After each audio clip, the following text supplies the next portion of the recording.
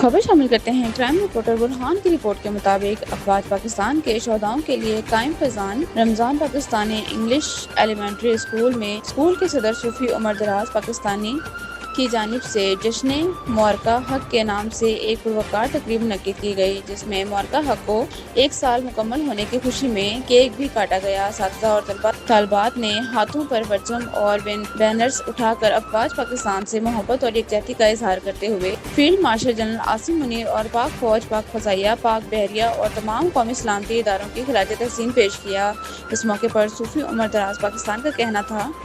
کہ آپریشن بنیان مرصوص معرکہ حق کو 1 سال مکمل ہو گیا ہے، جس میں بھارت کے ناپاک عزائم کو خاک میں ملایا اور ناقابل برداشت شکست دی، جسے بھارت کبھی نہیں بھول سکتا، اور دنیا کی تاریخ میں یہ رقم کر دیا گیا کہ